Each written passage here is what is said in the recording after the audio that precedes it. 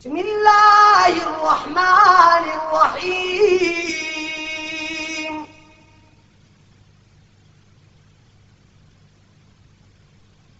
سبحان الذي أسرى بعبده ليلا من المسجد الحرام إلى المسجد الأقصى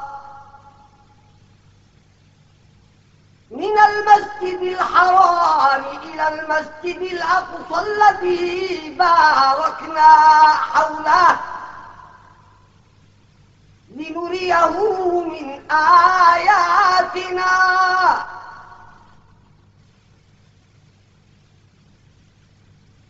إنه هو السميع البصير.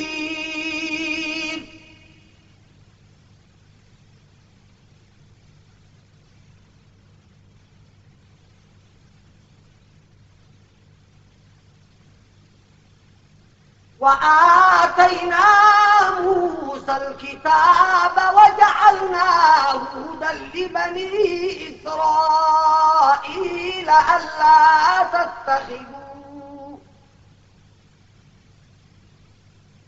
ألا تتخذوا من دوني وكيلا.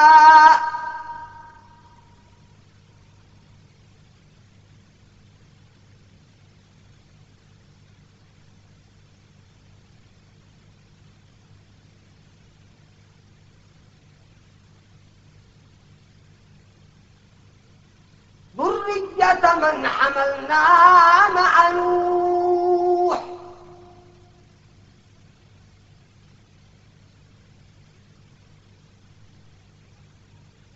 إنه كان عبدا شكورا.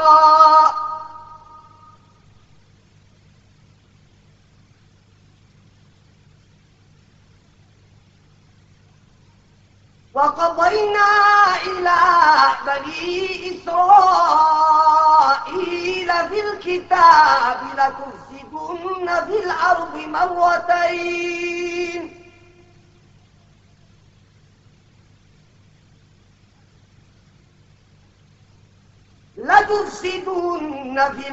مرتين ولتعلن علوا كبيرا.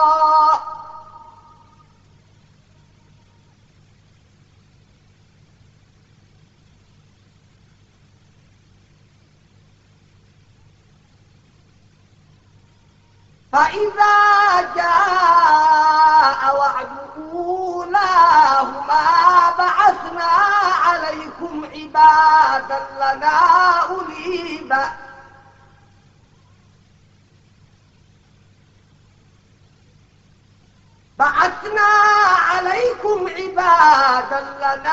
أولي بأس شديد فجاسوا خلال الديار وكان وعدا مفعولا.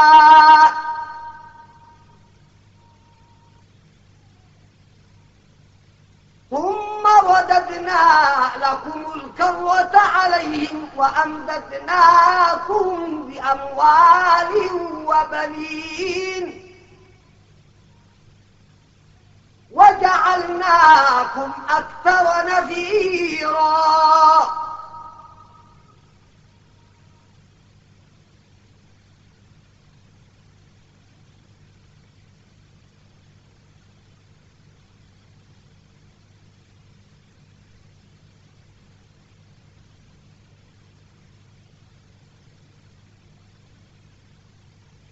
إن أحسنتم أحسنتم لأنفسكم وإن أسأتم فلها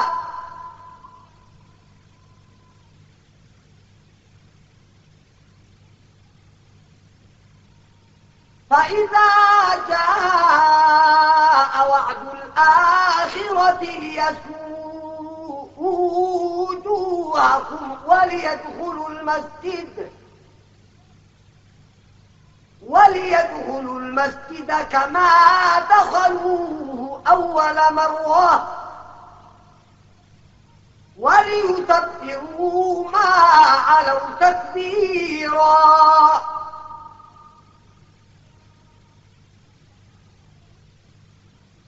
عسى ربكم أن يرحمكم وإن عدتم عدنا وجعلنا جهنم للكافرين حصيرا.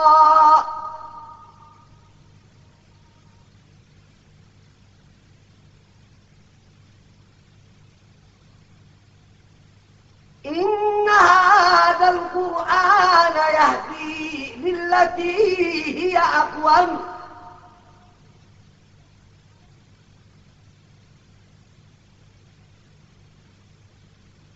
ويبشر المؤمنين الذين يعملون الصالحات أن لهم أجرا كبيرا.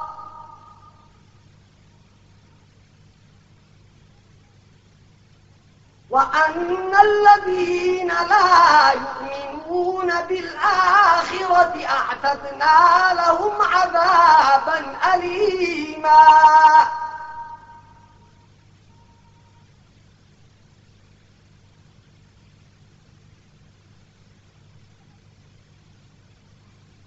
ويدعو الإنسان بالشر دعاءه بالخير وكان الإنسان عجولا.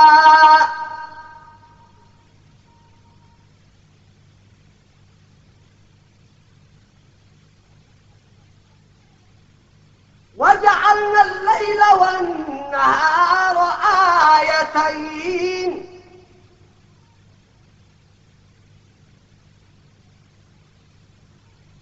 فمحونا آية الليل وجعلنا آية النهار مبصرة لتبتغوا فضلا من ربكم ولتعلموا عدد السنين والحساب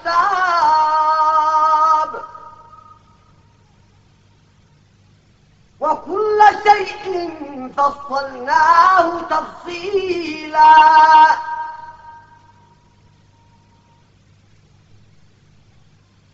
وكل إنسان ألزمناه طائره في عنقه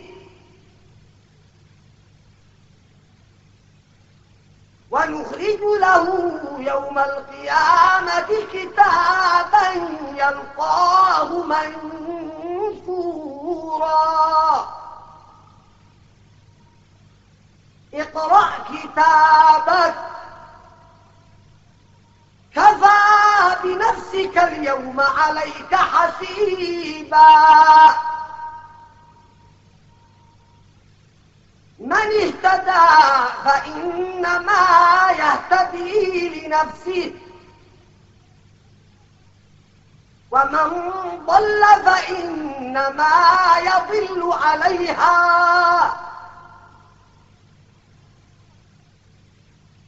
ولا تزر وازرة وزر أخرى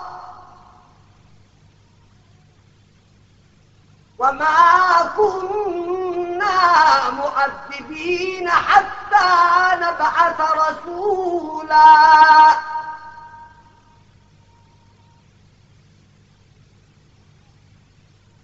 وإذا أردنا أن نهلك قرية أمرنا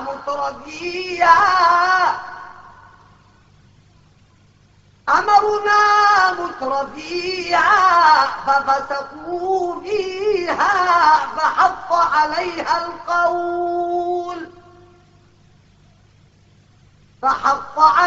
القول فدمرناها تدميرا.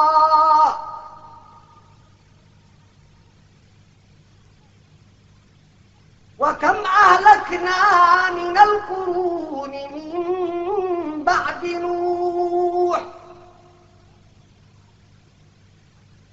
وكفى بربك بذنوب عباده خبيرا بصيرا.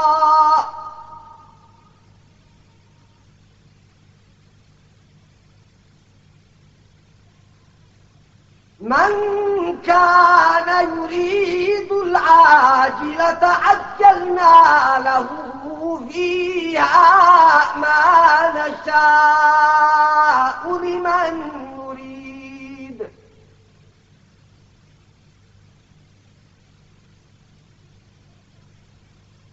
ثم جعلنا له جهنم يصلاها مذموما مدحورا.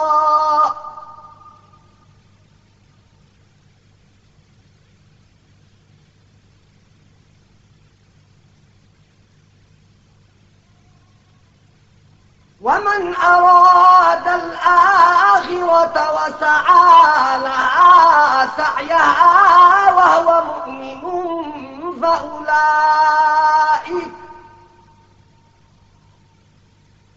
فأولئك كان سعيهم مشكورا.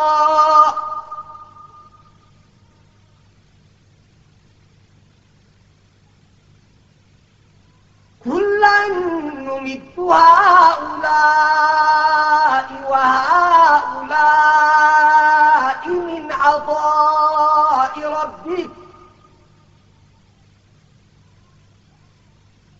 وما كان عطاء ربك محظورا. انظر كيف فضلنا بعضهم على بعض وللآخرة أكبر درجات وأكبر تفضيلا.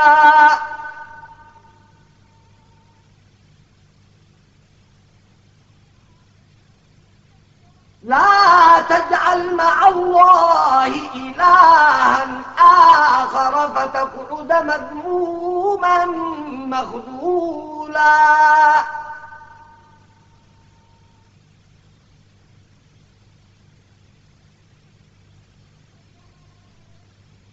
وقضى ربك ألا تعبدوا إلا إياه وبالوالدين إحسانا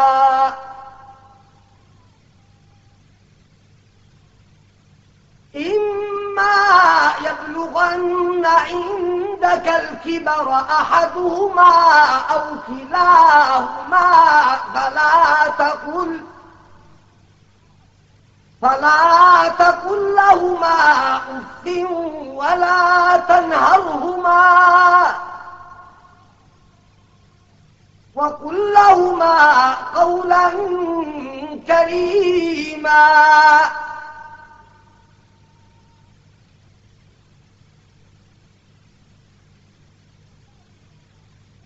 واخفض لهما جناح الذل من الرحمة وقل رب ارحمهما كما ربياني صغيرا.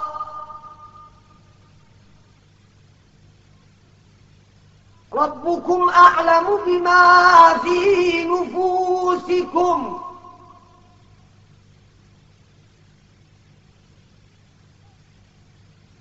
إن تكونوا صالحين فإنه كان للأوابين غفورا.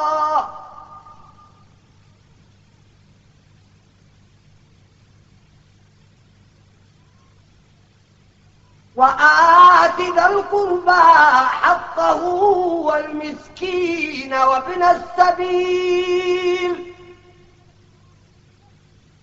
ولا تبذر تبذيرا.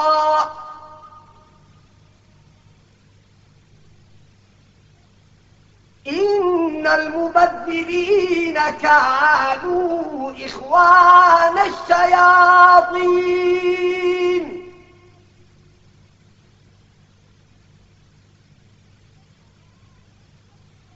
وكان الشيطان لربه كفورا.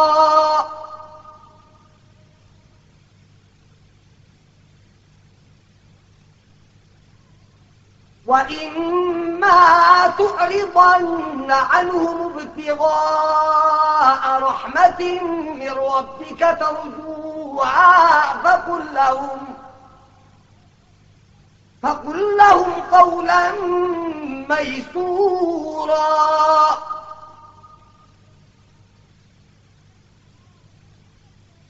ولا تجعل يدك مغلولة إلى عنقك ولا تبسطها كل البسط فتقعد ملوما محسورا.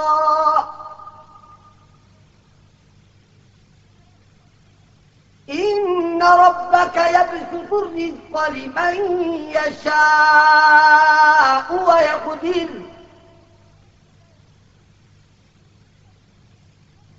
إنه كان بعباده خبيرا بصيرا.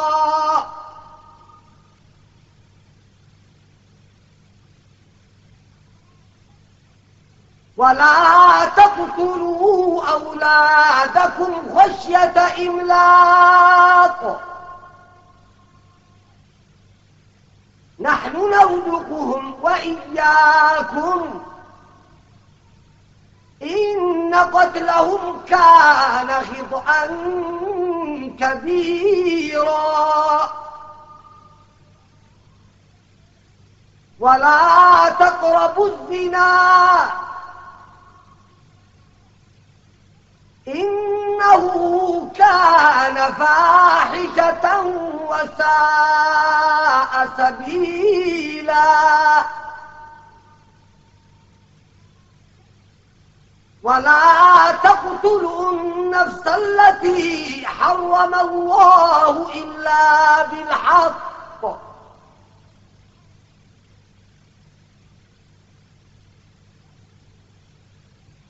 ومن قتل مظلوما فقد جعلنا لوليه سلطانا فلا يسرف في القتل إنه كان منصورا.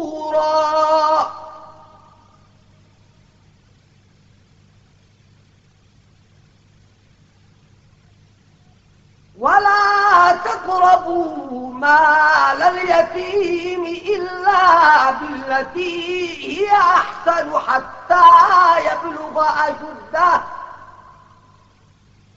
وأوفوا بالعهد إن العهد كان مسؤولا.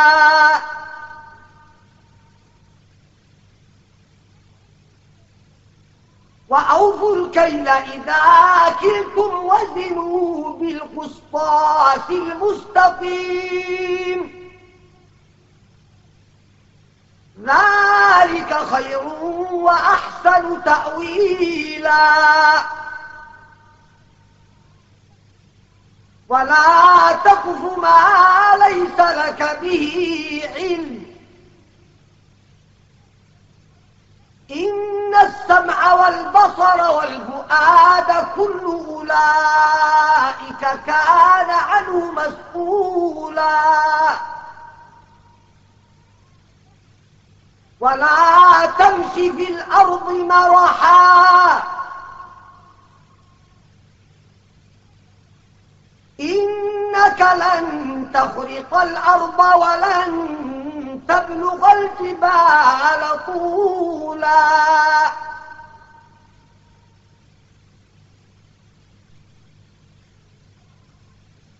كل ذلك كان سيئة عند ربك مكروها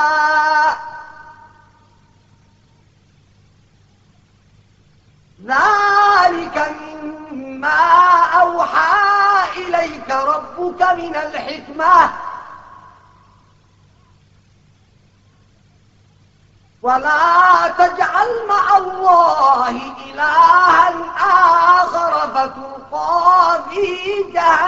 جهنم ملوما مدحورا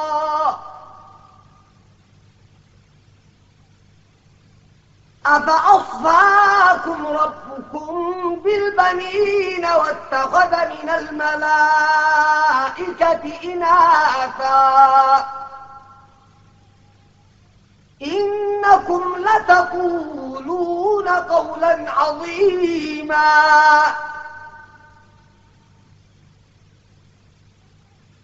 ولقد صرفنا في هذا القرآن ليذكروا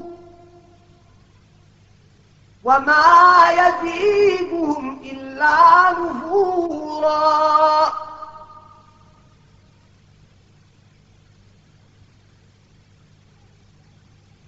قل لو كان معه آلهة كما تقولون إذا لابتغوا إلى ذي العرش سبيلا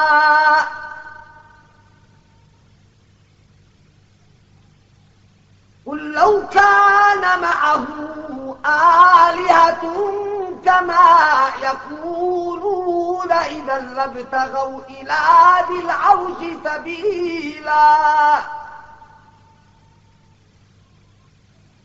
سبحانه وتعالى عما يقولون علوا كبيرا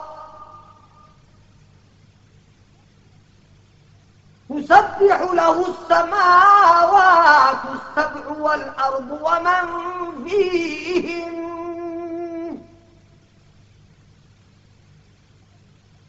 تسبح له السماوات السبع والأرض ومن فيهن وإن من شيء إلا يسبح بحمده ولكن لا تفقهون تسبيحهم إنه كان حليما غفورا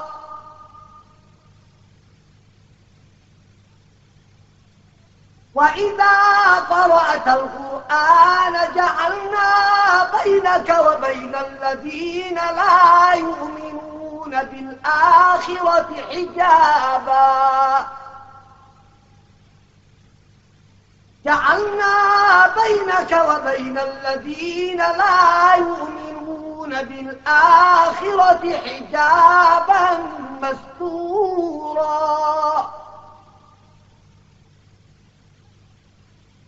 وجعلنا على قلوبهم أكنة أن يفقهوه وفي آذانهم وقرا وإذا ذكرت ربك في القرآن وحده ولوا على أدبارهم نفورا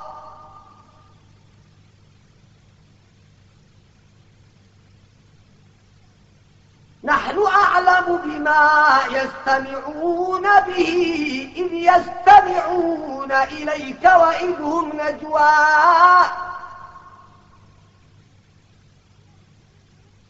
إذ يقول الظالمون إن تتبعون إلا رجلا مسحورا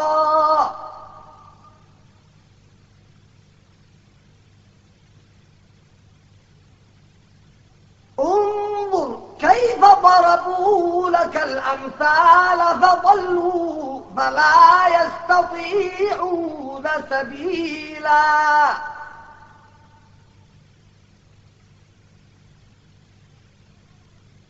وقالوا أئذا كنا عظاما ورفاتا إنا لمبعوثون خلقا جديدا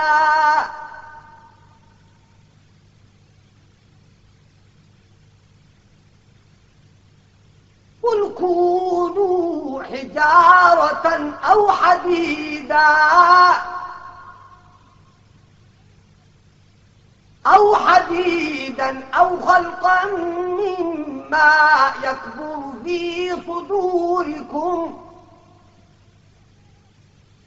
فسيقولون من يعيدنا قل الذي فطركم أول مرة فسينغضون إليك رؤوسهم ويقولون متاه قل عسى أن يكون قريبا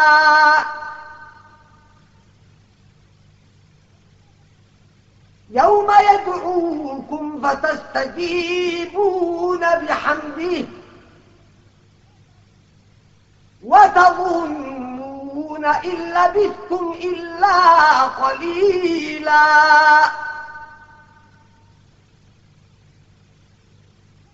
وقل لعبادي يقولوا التي هي أحسن إن الشيطان ينزغ بينهم إن الشيطان كان للإنسان عدوا مبينا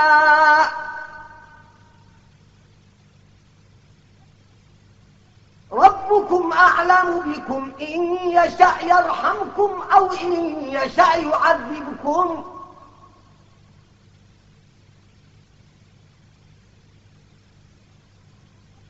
وما أرسلناك عليهم وكيلا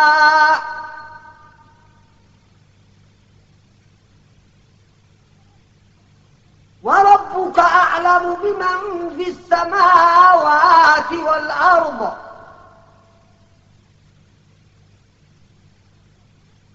ولقد فضلنا بعض النبيين على بعض وآتينا داود زبورا قل ادعوا الذين زعمتم من دونه فلا يملكون كشف الضر عنكم ولا تحويلا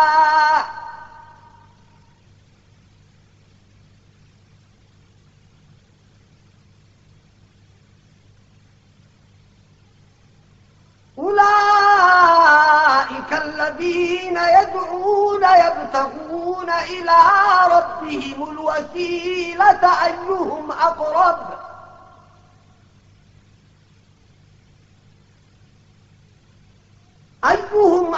ويرجون رحمته ويخافون عذابه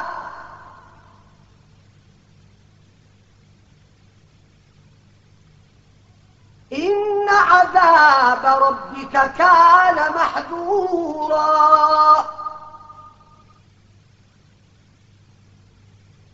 وإن من قرية إلا نحن مهلكوها قبل يوم القيامة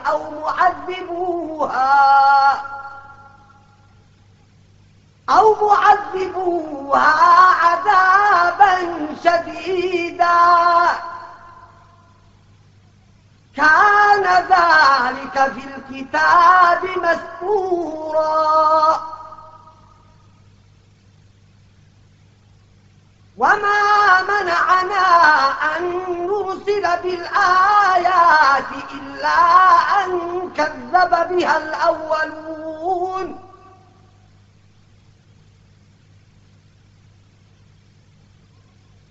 وآتينا ثمود الناقة مبصرة فظلموا بها وما نرسل بالآيات إلا تخويفا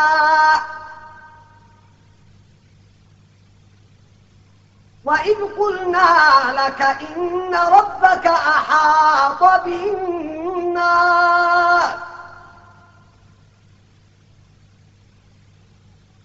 وما جعلنا الرؤيا التي أريناك إلا فتنة للناس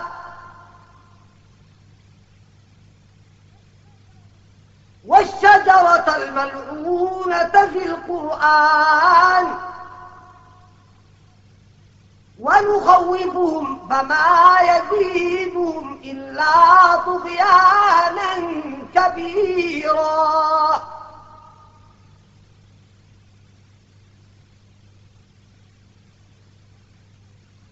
وإذ قلنا للملائكة اسجدوا لآدم فسجدوا إلا إبليس قال أسجد لمن خلقت طينا.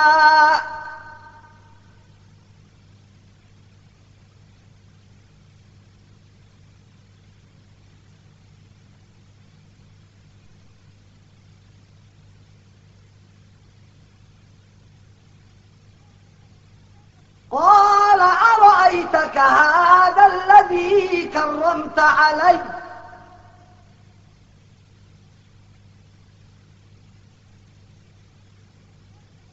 لئن أخرتني إلى يوم القيامة لأحتركن ذريته إلا قليلا.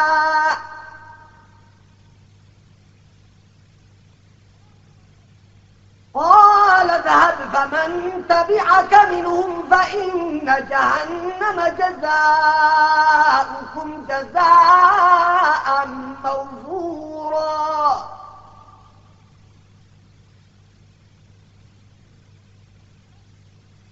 واستفزز من استطعت منهم بصوتك وأجلب عليهم بخيلك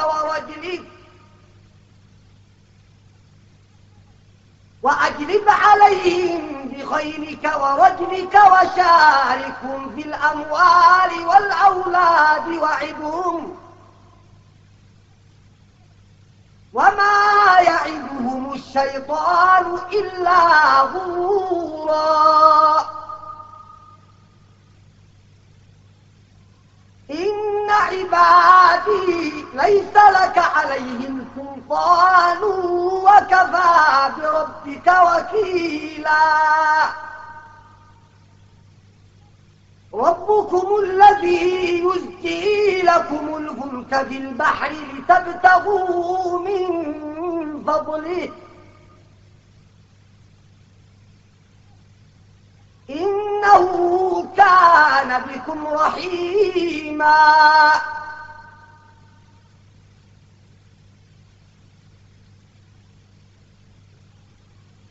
وإذا مسكم الضر في البحر ضل من تدعون إلا إياه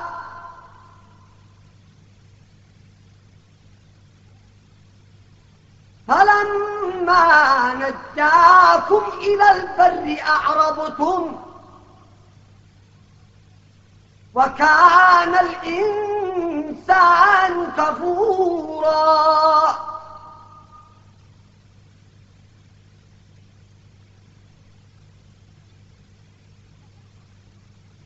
أفأمنتم أن يخسف بكم جانب البر أو يرسل عليكم حاصبا ثم لا تجدوا لكم وكيلا.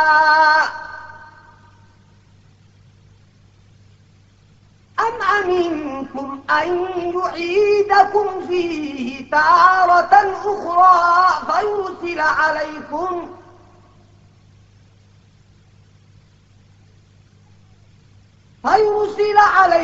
قاصفا من الريح فيغرقكم بما كفرتم ثم لا تجدوا لكم علينا به تبيعا.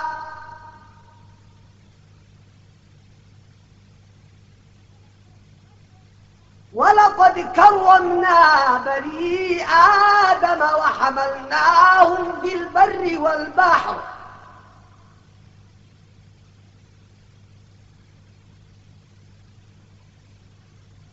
وحملناهم في البر والبحر ورزقناهم من الطيبات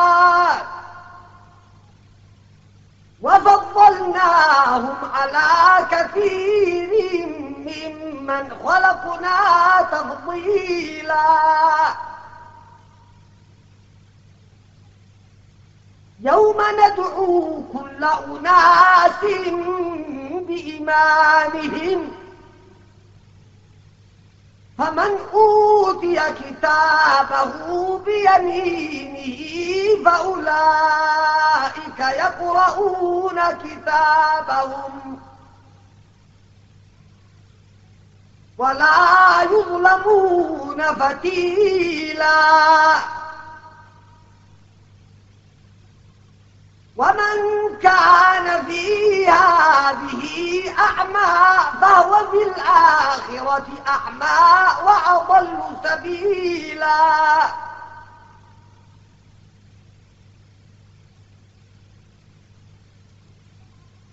وإن كادوا ليفتنونك عن الذي أوحينا إليك لتفتري علينا غيره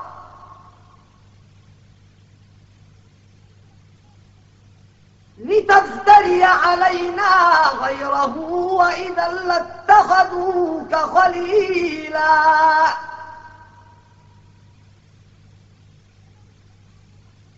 ولولا أن ثبتناك لقد كدت تركن إليهم شيئا قليلا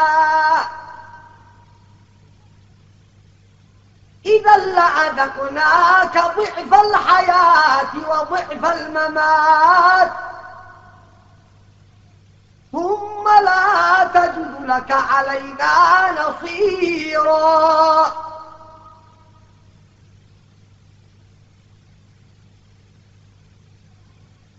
وإن كادوا ليستفزونك من الأرض ليخرجوك منها وإذا لا يلبثون خلفك إلا قليلا سنة من قد أرسلنا قبلك من رسلنا ولا تجد لسنتنا تحويلا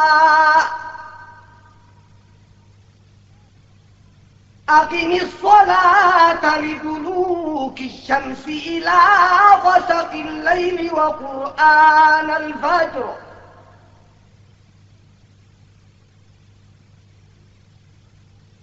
إن قرآن الفجر كان مشهودا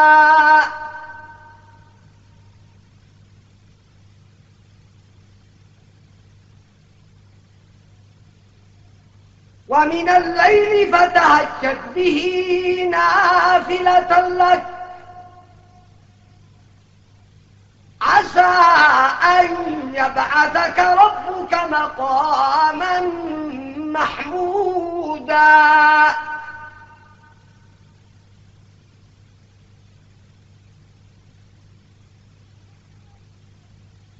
وقل رب أدخلني مدخل صدق وأخرجني مخرج صدق واجعل لي من لدنك سلطانا نصيرا وقل جاء الحق وزهق الباطل إن الباطل كان زهوقا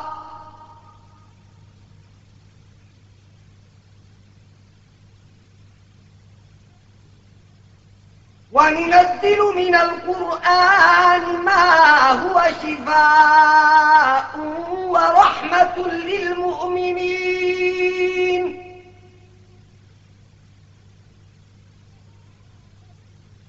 ولا يزيد الظالمين إلا خسارا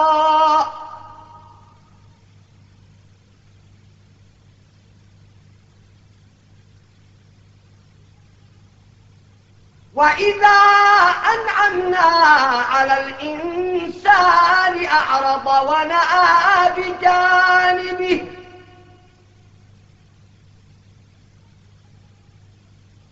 وإذا مسه الشر كان يئوسا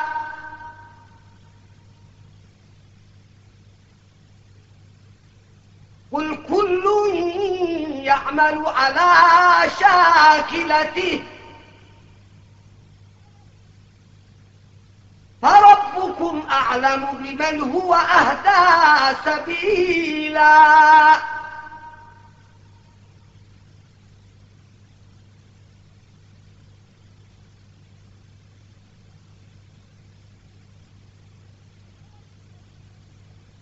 ويسألونك عن الروح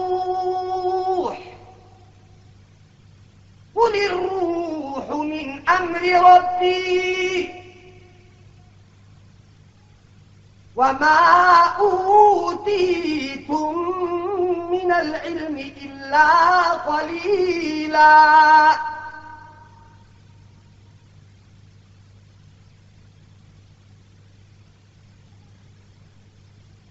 ولئن شئنا لنذهبن بالذي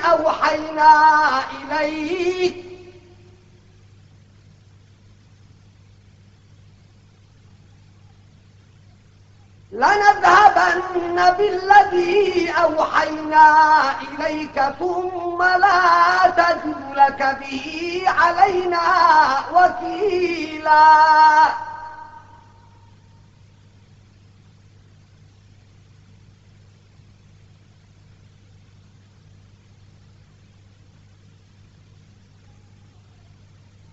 إلا رحمة من ربك إن فضله كان عليك كبيرا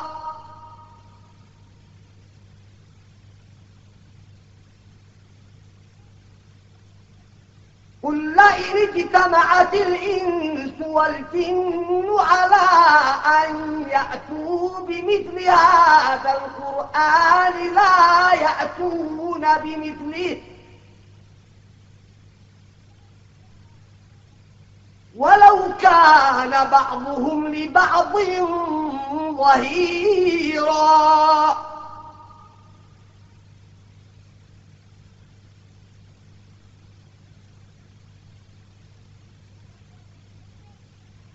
ولقد صرفنا للناس في هذا القرآن من كل مثل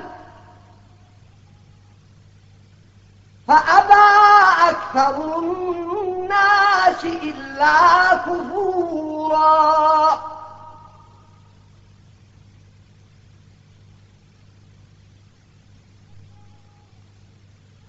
وقالوا لن نؤمن لك حتى تفجر لنا من الأرض ينبوعا أو تكون لك جنة من نخيل وعنب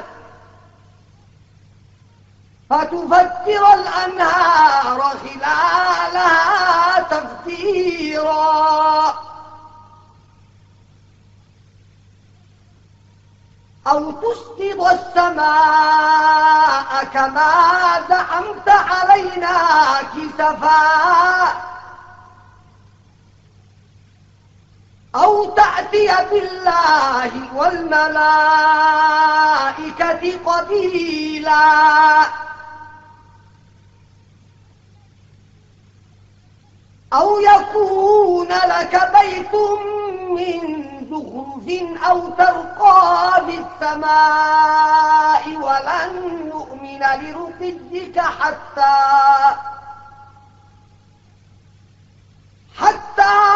تنزل علينا كتابا نقرأه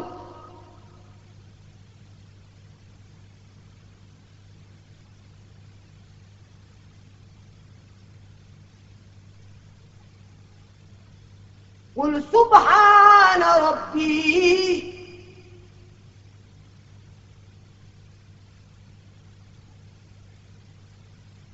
هل كنت إلا بشرا رسولا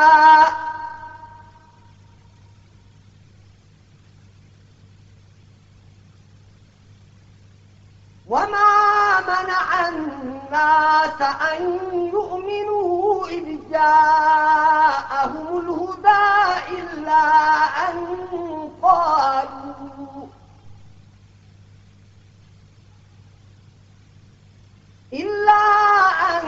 قالوا أبعث الله بشرا رسولا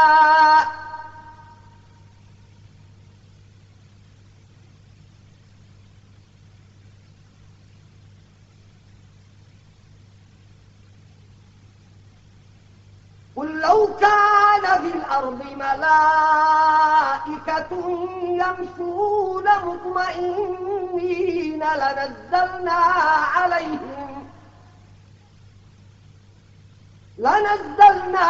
عليهم من السماء ملكا رسولا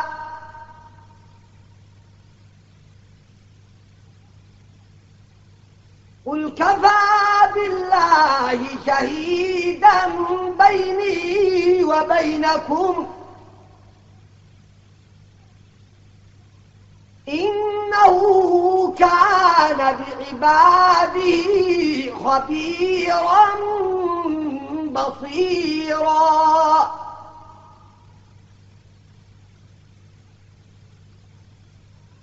ومن يهد الله فهو المهتد ومن يضلل فلن تجد لهم أولياء من دونه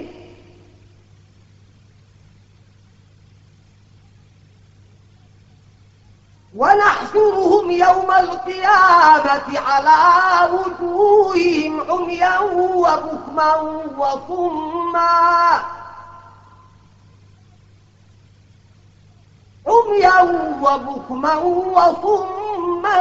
مأواهم جهنم كلما خبت زدناهم سعيرا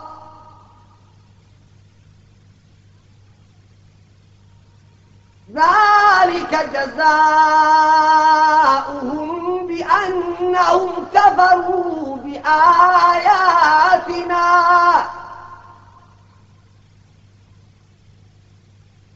وقالوا أئذا كنا عظاما ورفاتا إنا لمبعوثون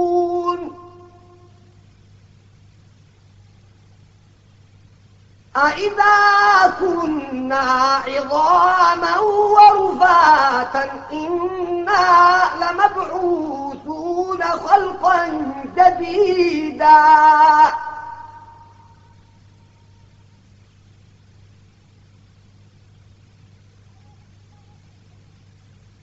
أولم يروا أن الله الذي خلق السماوات والأرض قادر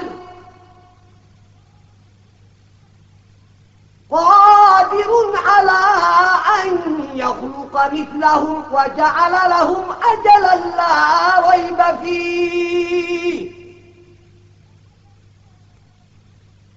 فأبى الظالمون إلا كفورا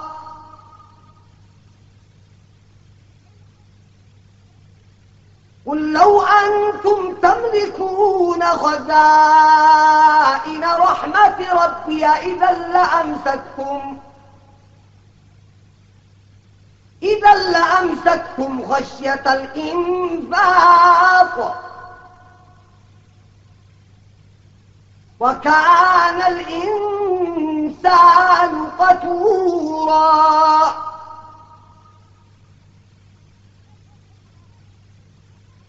ولقد آتينا موسى 9 آيات بينات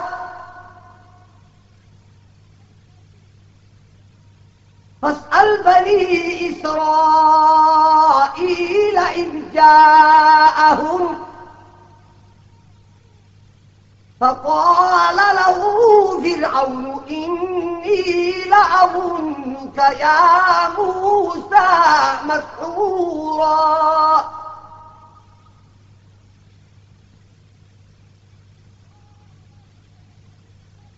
قال لقد علمت ما أنزل هؤلاء إلا رب السماوات والأرض بصائر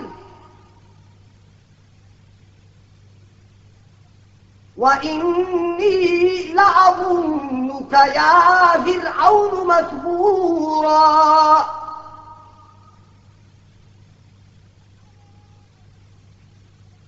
فأراد أن يستفزهم من الأرض فأغرقناه ومن معه جميعا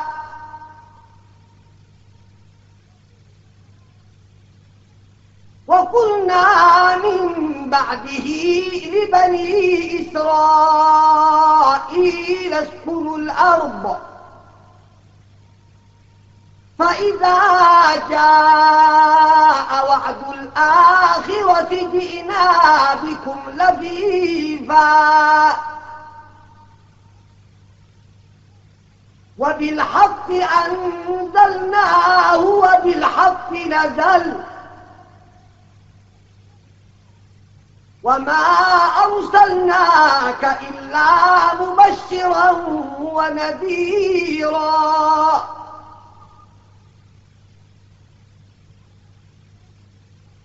وقرآنا فرقناه لتقرأه على الناس على مكث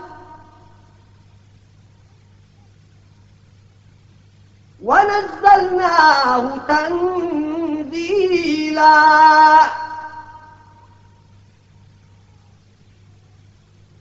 قل آمنوا به أو لا تؤمنوا إن الذين أوتوا العلم من قبله إذا يتلى عليهم يخرون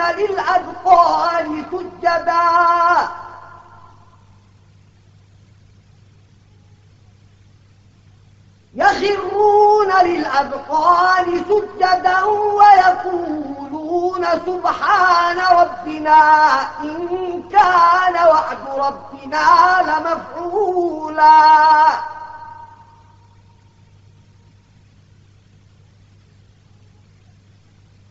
ويخرون للأذقان يبكون ويزيدهم خشوعا قل ادعوا الله أو ادعوا الرحمن أيما تدعوا فله الأسماء الحسنى ولا تجهر بصلاتك ولا تخافت بها وابتغ بين ذلك سبيلا